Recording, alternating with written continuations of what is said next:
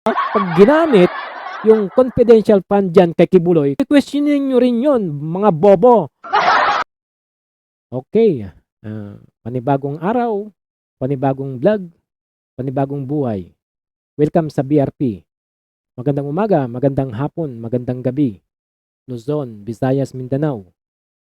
Sa mga kababayan nating nakatira sa iba't ibang panig ng mundo, siyempre yung mga magigiting nating mga OFW diyan, mga magigiting nating mga kapulisan at kasundaluhan, kayo po ang tunay na bayani. Binabati ko po kayo ng isang mapagpalang araw. Okay, mga kabupos, ito na, pinag-uusapan, viral, at trending ang taong ito. Walang iba kundi si Kibuloy. Pag-uusapan po natin, bakit ko nasabi na ang kampo ni Kibuloy ay nagpapanik mood na. Yan. Totoo po yun, mga kabupos, nagpapanik na sila. Dahil dito sa 10 million na patong sa ulo ni Kibuloy. Sumasakit po ang ulo ng mga kampo ng Kibuloy dahil sa 10 million na to. Alam niyo kung bakit? Dahil totoo na hindi na mapipigilan to at lalabas yung tinatago nilang si Kibuloy dahil dyan sa 10 million na yan. Pwedeng sa una, pwede nilang matapatan yan, 10 million na yan. Pero hanggang kailan nila kayang tapatan yan, mga kabupols? Maring sa una, 10 million. Okay, tatapatan nila yan. Okay, paano pag naging 10 na ang may balak na magchuchu kay Kibuloy? 10 million times 10, 100 million na yan. Mabigat-bigat na yan, mga kabupols. Kaya ngayon, nagpapanik mode ang mga yan. So, kaliwat kanan ang pa-interview at press conference ng mga kampo ni Kibuloy ngayon, mga kabupols. Andyan yung kanyang attorney nagpa-interview. Andyan yung KOJC, nagpa-press conference pa talaga sila. Sina Ka-Eric, Jason sa mga KOJC at saka mga abogado niya.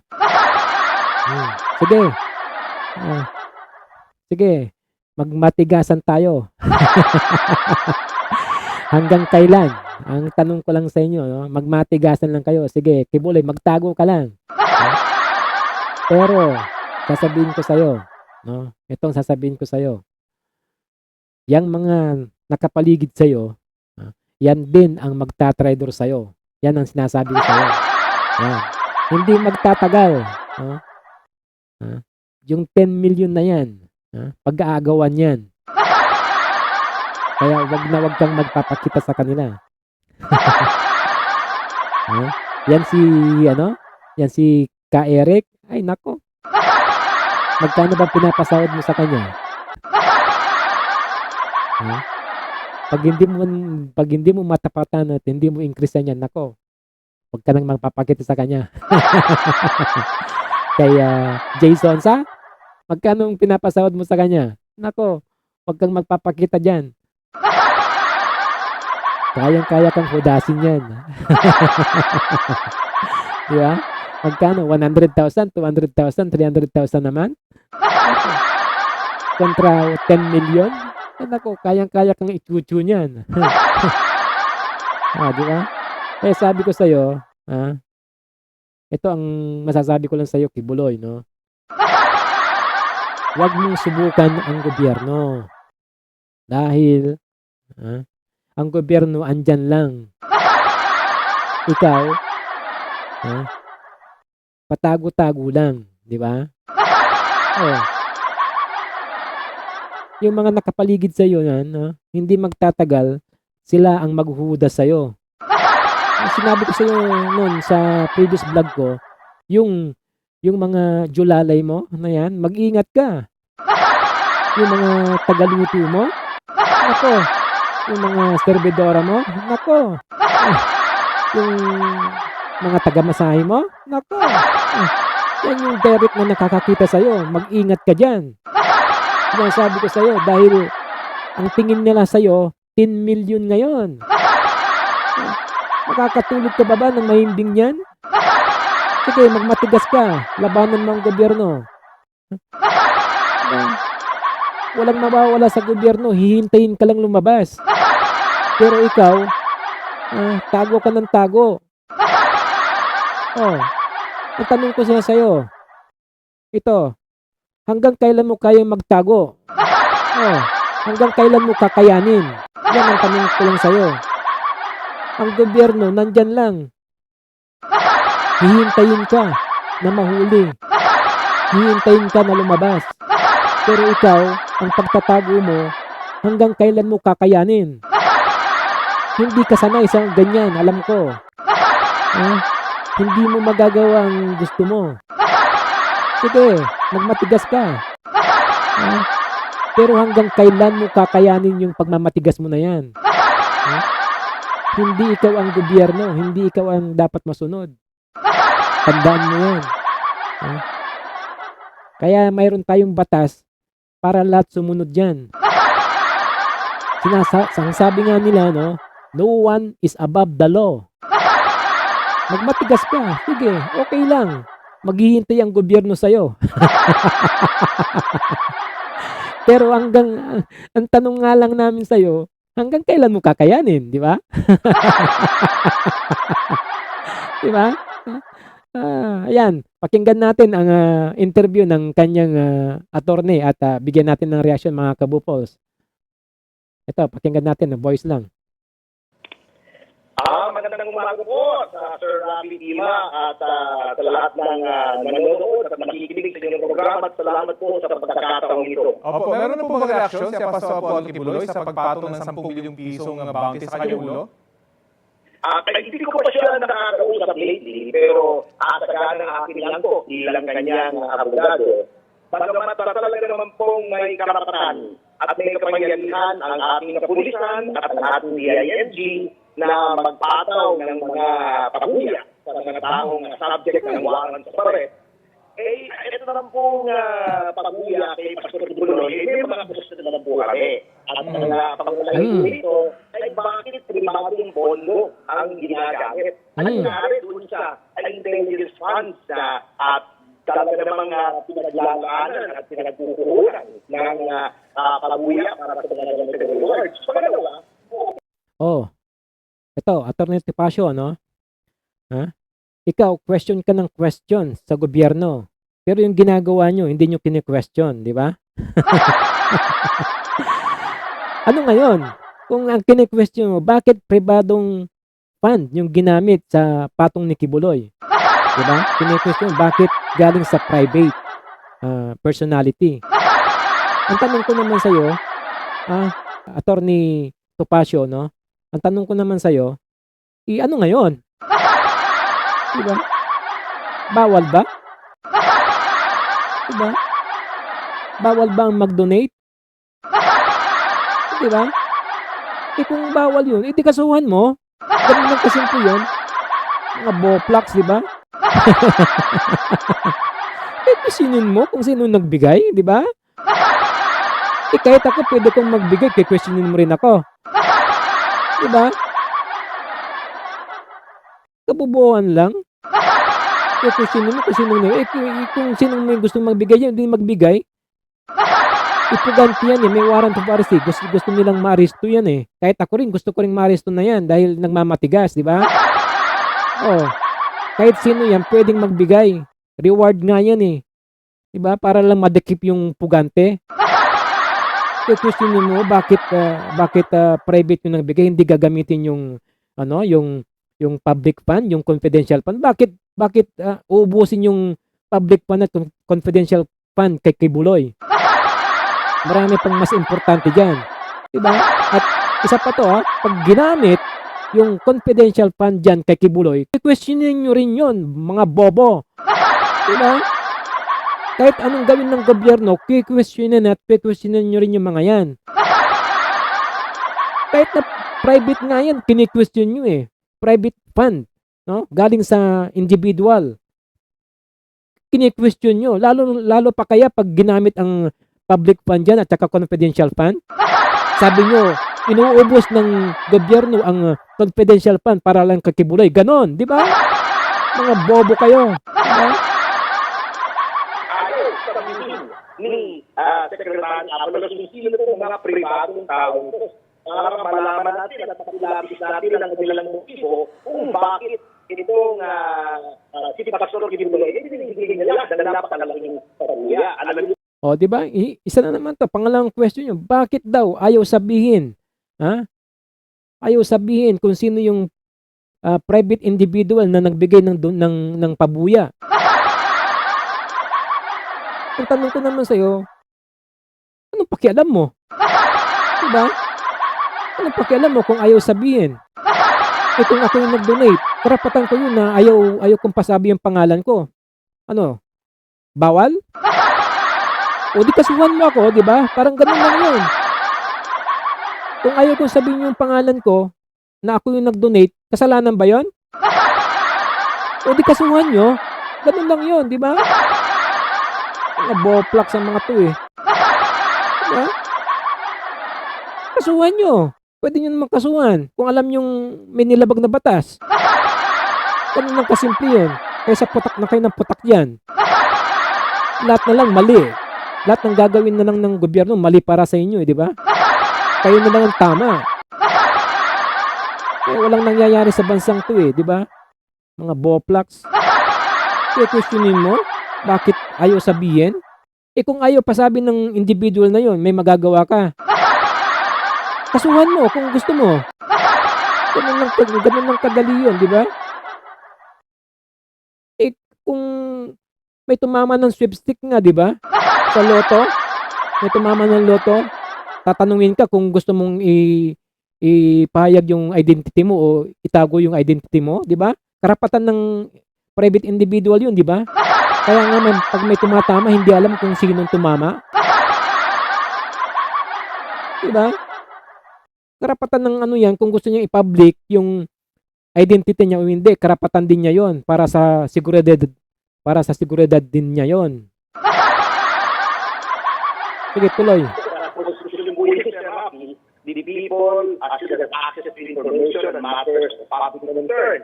Ito ng isang public concern sa ito'y pabuya para sa and ito ay sa function ng kapulisan na mag-enforce sa mga waran para i-regular sa ang pagpapagawa. Sa ilalim po ba ng batas, attorney? Ang pabuya kay Pastor Kibuloy kung sa mga inaasahan o violence. Opo. Attorney? Opo, yes sir. Meron mo bang sa ilalim po ng batas? Violation yan, po ba pakinggan yung nyo. pagkuha ng pondo sa private individual para sa mga ganitong bounty? Alam niyo po, kaya question natin po yan ay sapagkat the enforcement of a warrant is a public function that should be funded mula sa pondo ng gobyerno. Ngayon po, kung may pribadong tao na nag-donate, ay kailangan mong malaman kung bakit sapagkat po lesser or greater extent na nakaka-influence po ang mga pribado ngayon, ang mga private person na magpapatupad ng function ng government which is ang huli ng mga tao. Ito ba'y... Susunod po sa Rapi yung mga amount ng mga binibigay na pabuya sa mga ibang mga subject ng warrant na charge ng rape, murder, even terrorism. Hindi po ganyan kalaki. Last May lang po, ang pinaghati-hatian lamang kung pabuya ng 11 informante ng pamahalaan ay 1.9 million lang. That is an average of around 190,000 O, sige, mamaya. per person. Bakit lang ng 10 million dito kay Pastor Kibuloy? Attorney, And finally, of the Equal Protection Clause of the Constitution. Attorney, formal niyo po bang kukwestiyonin itong napagbigay ng 10 milyong pabuya laban sa inyong kliyente? Sa amin po, kapwa naman natin ang abogado si Secretary Abalos. At alam naman niya matalas, alam niya yung code of ethics ng public official tungkol sa mga ganyan pagtanggap ng mga mga private funds, mga donations by reason of his office. Siguro naman makikita niya. Maybe he will see the error of his ways at ipawili niya yan. Kung na lang sa pondo ng gobyerno, ilalagay sa lugar ng amount. Kasi alam niyo po, yung isang miyembro ng terrorism ng CPP-NPA, terrorist group yan, designated. 1.3 million lamang ang pabuya. Hindi gusto mong ibagsak ng gobyerno. Ito ba magitan ng karahasan? No? Yung pangatlo, no, kini-question ni Attorney Topacio, yung bakit daw napakalaki ng patong na binigay kay Kibuloy na which is 10 million. Samantalang yung mga rapist daw, yung mga murderer at ang mga terorista, maliliit lang. Bakit meron bang nilabag ang gobyerno natin kung ganyang kalaki yung naibigay? Diba? Hindi naman ano yan hindi naman labag sa batas yan kung magkano ang ibibigay mong reward sa pugante, di ba? Depende yan kung magkano ang kaya mong ibigay. Di ba? Walang batas na nagbabawal diyan. Kini-question nyo kasi apektado yung kliyente nyo. Di ba? Alam nyo na mahuhuli na pag ginawa yan. Di ba? Wala namang pinagbabawal sa batas yan na kailangan si Kibuloy 5 pesos lang yung reward niya. Ganon. Pag binigyan mo ng 500 pesos na patong sa ulo, may magchuchuchu ba yan? Wala, di ba? Ganun lang kasimple yung logic niyan. Bakit tinaasan? Kasi marami nagpoprotektang malalaking tao diyan. May pinakamalaking tao na nagtatago sa kanya. Ganun 'yun. At alam mo 'yan dahil attorney ka, 'di ba? Tinatago ng malaking tao diyan sa Davao. Oh, kaya hindi mahuli-huli 'yan. Protektado 'yan.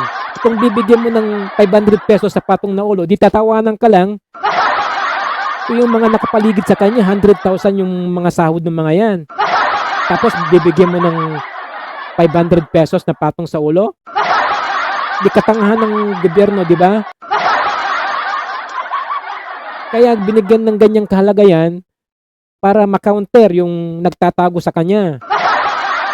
Ganun lang kasimple yan. Gusto mo mahuli, o di lakihan mo yung reward. Gusto mo mabilis mahuli yung pugante, o di lakihan mo yung reward. Diba? Anong question dyan? Kulang pa nga yan sa tutusin. Pero sinisigurado ko sa inyo, kay Kibuloy, magtago ka ng hanggat gusto mo. Pero mahuli ka. Yan ang masakit na katotohanan. Hanggang kailan mo kayang magtago? Hanggang kailan mo tatapatan ang 10 million na yan? At sinisigurado ko sa iyo to. Paglipas ng 1 buwan o 2 buwan at hindi ka pa nahuli, yung 10 million pesos na yan, sigurado ako, madadagdagan yan. Lalong sasakit ang ulo nyo. Sigurado ako yan. Palipasan mo ang 1 buwan, 2 buwan. Tignan natin. Yung 10 million na yan, madadagdagan yan. At lalong madadagdagan ang sakit ng ulo nyo. Sige, subukan nyo ang gobyerno. Kalabanin nyo ang gobyerno. Diba? Hindi mangyayari sa inyo yan kung sumusunod kayo sa gobyerno. Diba? Alam mo, nung una pa lang pa lang yan hindi naman umabot sa ganyan yan, di ba? Nung una, sa Senado, pinapatawag ka lang para depensahan mo yung sinasabi ng mga nag-aakusa sa'yo. Invitation lang sa una yan. Diba? Pakiusap lang nung una. Pero anong ginawa mo? Nagmamatigas ka. Kasi akala mo, protektado ka pa ng gobyerno. Nagkakamali ka, hindi na Duterte administration yan, kaya hindi ka na mapoprotektahan. Yan ang masakit na katotohanan. Diba? Kaya hindi nakakuha ng tamang hustisya yung mga nagrereklamo dyan dahil final yan sa Davao City. Which is panahon ni Digong at protektado ka ni Digong. Kaya dismiss ang kasong yan. Di ba? Ngayon, hindi nakikialam ang gobyerno ngayon sa anumang kaso mo. Dahil ngayon, kahit na maliit na tao, bibigyan ng hustisya. Yung mga maliliit na tao na nagrereklamo sa'yo noon, hindi sila makakuha ng hustisya. Ngayon lang sila nakakakuha ng hustisya. Ngayon lang sila pinapakinggan. Yun ang kasakit doon. Di ba? At sasabihin mo ngayon, kayo yung kayong inaapi. Kayo ang nangaapi noon. Di ba? Hindi makakuha ng tamang hustisya dahil malakas kayo sa gobyerno. Malakas kayo kay Digong. Oh, biruin mo kahit na may probable cause, madidismiss yung kaso? O, ba't ngayon hindi na-dismiss? O, di ba? Tapos, magrereklamo kayo.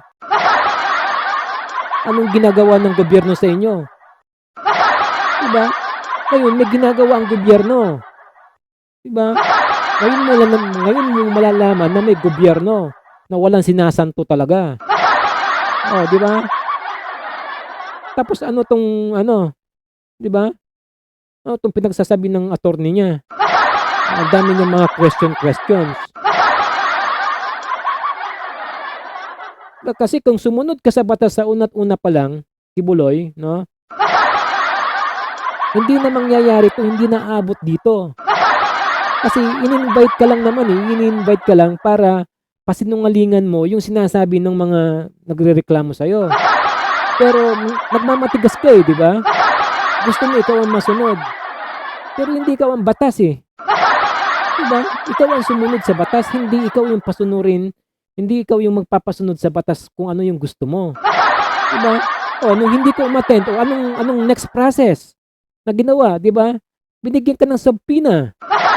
O, di ba? Binigyan ka ng subpoena para umattend. Whether you like it or not, dapat umattend ka kasi may subpoena ka na, magpakita ka. O, pero anong ginawa mo? Nagpakita ka ba? Nagmatigas ka pa rin, di ba? O, hindi mo talaga sinusunod yung batas. Wala kang takot sa batas, di ba? Kaya nangyayari to. O, after ng subpoena, wala ka pa rin. Nagmamatigas ka pa rin. Kaya lumabas yung warrant mo, di ba? Oh, mga KOGC at saka mga nagtatanggol kay Kibuloy. Hindi ba process yan? Anong tawag nyo dyan? Hindi naman automatic na warrant of arrest kaagad yung nangyari dyan, di ba? May process na nangyari, kaya nga umabot sa warrant of arrest yan Mga bobo ang mga to di ba? Hindi kayo mga bobo di ba? Sasabihin nyo, kawawa ang ngayon? Kawawa ang Kibuloy? Kawawa dahil pinag-iinitan ng gobyerno? Mga bobo. Kung hindi talaga kayo mga bobo sasabihin yung ganyan. Dumaan nga sa process yan diba? Una, pinatawag, hindi umattend. O, binigyan ng subpoena, hindi pa rin. O, warrant of arrest ang kasunod niyan. Ang gusto nyo, kayo lang ang tama Basta hindi pumabor sa inyo, mali sa paningin nyo. Ganun yun. Mga bobo talaga kaya hindi umaasenso ang Pilipinas kasi kahit baluktot ginagawang tuwid. Diba? Gumising kayo sa katotohanan. Kahit mali, binabaluktot nyo, ginagawa nyo tama. Marunong kayong sumunod sa batas. Kaya nga may batas tayo para sundin, di ba? No one is above the law. Ganun yun. Ikaw naman na Attorney Topacio, kung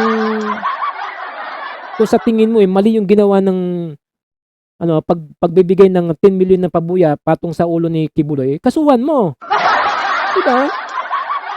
Hindi yung putak na kayo ng putak. Lahat ng gagawin ng gobyerno, questionable sa inyo. Yung ginagawa nyo, hindi ba questionable? Diba? Hindi kayo marunong sumunod sa gobyerno Yun yung nakakatakot sa inyo Kaya yung baliin yung gobyerno. Kaya yung baliin yung batas para sa sarili nyong kapakanan. Diba? O ito, kung naghahanap ka ng sagot sa mga tanong mo, Attorney Topacio, direkto, bibigyan ka ng sagot ng Pangulo. Ha? Very precise. Ha? Very brief. Very strong message para sa inyo. Pakinggan mo.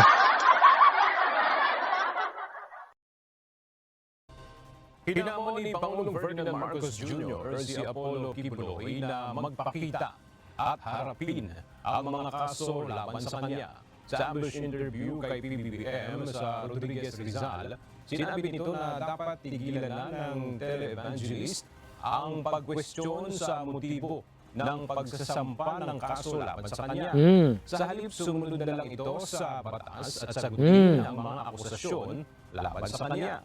Wala namang nakikitang problema ang Pangulo kung galing sa pribadong sektor ang iniaalok na pabuya o reward diba? sa makapagtuturo sa kinaroroonan. Narinig mo, Atty. Topacio?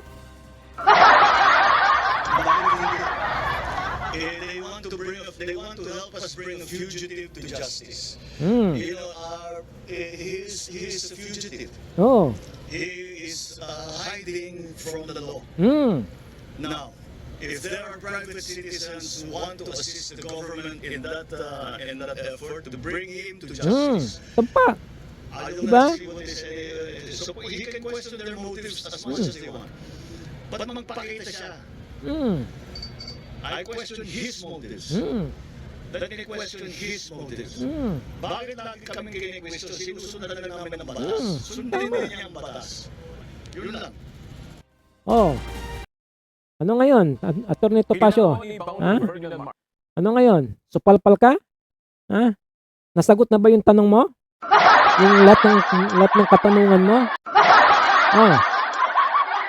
Very well said, President Marcos. Very well said. Ano ngayon, Atty. Topacio? Nasagot na ba yung tanong mo? Question kayo ng question sa motive ng gobyerno. Yung motives nyo, hindi ba questionable?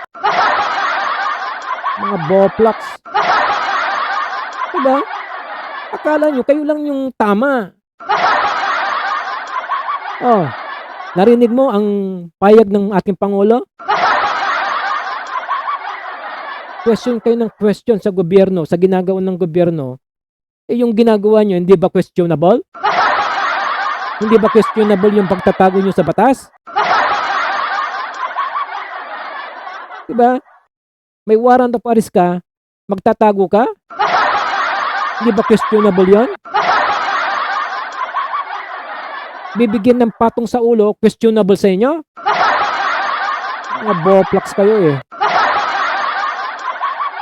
Kahit ganun kalaki yan, kahit 100 million pa yung patong yan, wala kayong pakialam.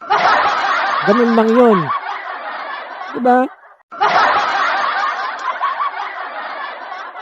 Kayo lang ang magaling. Kayo lang ang tama. Mga boplax. Kahit 1 billion pa yan ang ipatong sa'yo, wala kayong pakialam dyan. Ang importante dyan, mahuli ang pugante. Ganun lang yun. Diba? Kaya nga nagpapatong para mahuli. Ibigyan mo ng 500 pesos sa patong sa ulo niyan. Ano, mahuli nyo? Dami nagpo-protekta dyan Nakakainit kayo ng kili-kili Okay mga kabupols, no? Part 1 lang to. Iisa-isahin ko ang mga yan. Iisa-isahin ko si Ka-Eric at yung si Jason sana yan. So abangan nyo yung part 2, part 3. Mayroon pa to mga kabupols. Wag nyong papalampasin to. Abangan nyo po ito. Itong susunod na vlog ko. Bubuljakin uli natin to mga kabupols. So hanggang ganito na lang po. Huwag nyong kalimutang mag-subscribe, mag-like at i-hit yung notification bell para lagi po kayong updated sa susunod na part 2. Okay, paki-share po ang aking video mga kabupols at mga kababayan, ingat po at keep safe po at God bless. Bye-bye.